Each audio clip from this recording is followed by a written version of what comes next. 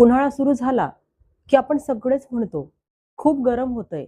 पण ही साधी उष्णता कधी कधी हीट स्ट्रोक मध्ये देखील बदलू शकते आणि योग्य वेळी जर आपण काळजी घेतली नाही तर ही स्थिती खूप गंभीर देखील होऊ शकते.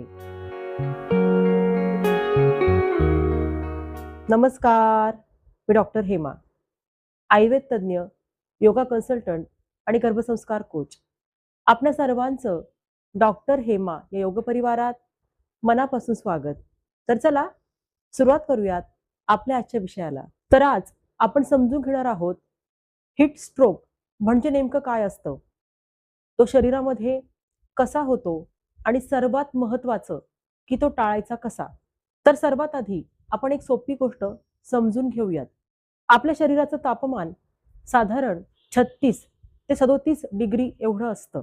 हे संतुलित ठेवण्यासाठी आपल्या शरीरामध्ये एक नॅचरल कूलिंग सिस्टीम असतो. याला आपण बॉडी कूलिंग सिस्टीम म्हणू शकतो. हा सिस्टीम आपल्या मेंदूमधील एक भाग कंट्रोल करतो. जेव्हा बाहेर खूप उष्णता असते तेव्हा शरीर स्वतःला थंड ठेवण्याचा प्रयत्न करतं. आपल्या त्वचेखालील रक्तवाहिन्या या रुंद होतात, म्हणजेच आपल्या त्वचेकडचा रक्तप्रवाह हा वाढायला लागतो आणि आपल्याला घाम येतो.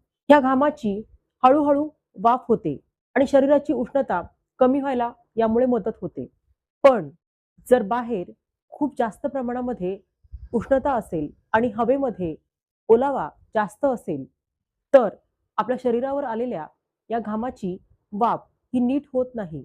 म्हणजेच आपल्या शरीराची थंड होण्याची प्रक्रिया ही थांबते आणि इथेच हीट स्ट्रोकची सुरुवात होते. आपल्या शरीराची उष्णता ही हळूहळू वाढत जाते आणि ती 40 डिग्रीपेक्षा जास्त गेली तर हीट स्ट्रोक म्हणजेच उष्माघाताचा त्रास आपल्याला उद्भवू शकतो. तर ह्या हीट स्ट्रोकचा म्हणजे उष्माघाताचा परिणाम काय होतो ते आपण पाहूयात. तर सगळ्यात पहिला परिणाम हा आपल्या मेंदूवर दिसायला लागतो. आपल्याला चक्कर येते, डोकं हलकं वाटतं, गोंधळ होतो, बोलताना आपण अडखळतो आणि कधी-कधी बेशुद्धही पडतो. त्यानंतर आपल्या शरीरामधील एन्झाईम्स हे नीट काम करणं थांबवतात. म्हणजेच आपल्या शरीरामधील अनेक प्रक्रिया या मंदावतात. आपलं ब्लड प्रेशर देखील कमी होऊ शकतं. हार्ट रेट देखील वाढायला लागतो. कारण शरीर हे स्वतःला वाचवण्याचा प्रयत्न करत असतं. घामामुळे आपल्या शरीरामधील पाणी कमी होतं आणि त्याचबरोबर सोडियम, पोटॅशियम यासारखी महत्त्वाची खनिजे देखील कमी होतात. यामुळे वीकनेस, क्रॅम्प्स, डिझीनेस येतो. तर यामुळे आपल्या त्वचेवरती काय दिसतं, तर त्वचा लालसर होते, खूप गरम वाटते आणि एक महत्त्वाचं लक्षण म्हणजे आपलं घाम येणं हे कमी होतं किंवा पूर्णपणे थांबतं. म्हणजेच हीट स्ट्रोक हा फक्त गरम वाटणं नाही, तर तो एक सीरियस मेडिकल इमर्जन्सी आहे. आता सर्वात महत्त्वाचा भाग म्हणजे हा हीट स्ट्रोक, उष्माघात टाळायचा कसा? तर यामधील सगळ्यात पहिली गोष्ट म्हणजे उन्हामध्ये जास्त वेळ राहणं टाळा. विशेषतः दुपारी 12 ते 4 च्या दरम्यान उन्हात जाणं टाळा. कारण या वेळेत सूर्याची तीव्रता ही सर्वात जास्त असते. बाहेर जाताना आपलं डोकं झाकून नक्की जा. डोक्यामध्ये टोपी किंवा स्कार्फ याचा वापर करा.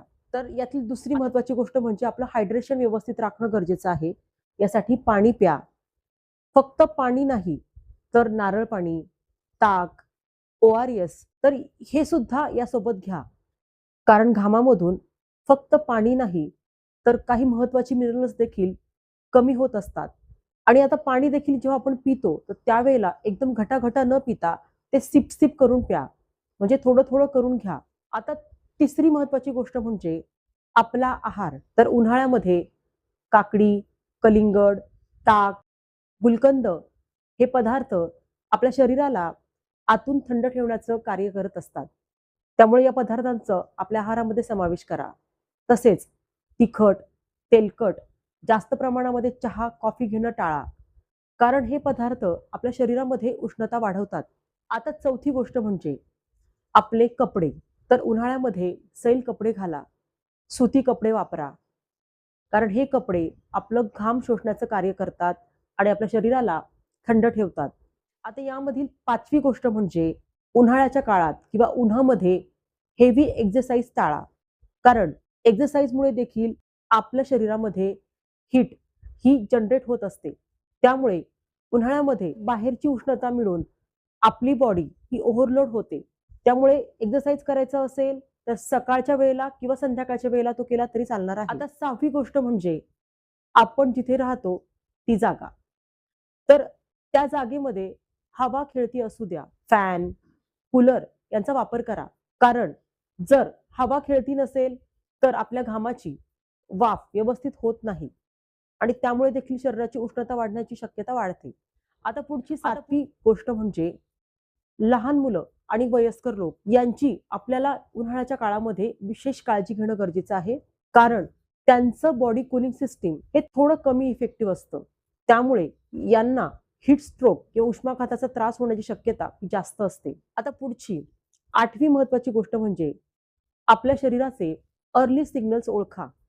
खूप तहान लागणं, आपलं डोकं हलकं वाटणं, जास्त थकवा जाणवणं, हे सिग्नल मिळाले की ताबडतोब विश्रांती घ्या. आता यातील 9वी महत्त्वाची गोष्ट म्हणजे जर आपलं शरीर खूप गरम वाटत असेल तर सावलीमध्ये बसा. थंड पाण्याने आपलं शरीर पुसा, पाणी प्या. आता यातली पुढची 10वी गोष्ट म्हणजे आयुर्वेदिक मदत घ्या. त्यासाठी आपल्या आहारामध्ये ताक, गुलकंद, धण्याचं पाणी याचं सेवन करा. तसेच योगातील प्राणायामाचे शीतली, चितकारी हे प्राणायाम करा. तर हे शरीराला नॅचरली थंड ठेवतात. तर हीट स्ट्रोक हा अचानक होत नाही. तो आपल्या रोजच्या छोट्या-छोट्या सवयींमुळे होत असतो. जर आपण या साध्या गोष्टी पाळल्या तर ही स्ट्रोक पूर्णपणे टाळता येतो. तुम्हाला किंवा तुमच्या आसपास कोणाला असा अनुभव आला आहे का? जर कोणाला असा अनुभव आला असेल तर मला कमेंटमध्ये नक्की सांगा. आणि अशाच सोप्या आणि वैज्ञानिक माहितीसाठी चॅनलला आपण जर अजूनही सबस्क्राईब केलं नसेल तर सबस्क्राईब करा. जर आपल्याला हा व्हिडिओ आवडला असेल तर व्हिडिओला नक्कीच लाईक करा आणि हा व्हिडिओ जास्तीत जास्त लोकांपर्यंत शेअर करण्याचा प्रयत्न करा. आपण आपला अमूल्य वेळ देऊन हा व्हिडिओ पूर्ण पाहिल्याबद्दल आपल्या सर्वांचेच मनापासून खूप खूप आभार. पुन्हा भेटूयात अशाच एका नवीन आणि आरोग्यपूर्ण व्हिडिओसोबत. तोपर्यंत हीटस्ट्रोक होऊ नये, उष्माघात होऊ नये म्हणून मी सांगितलेल्या या सगळ्या उपायांचा आपल्या जीवनामध्ये अवलंब करा आणि स्वस्थ रहा. धन्यवाद.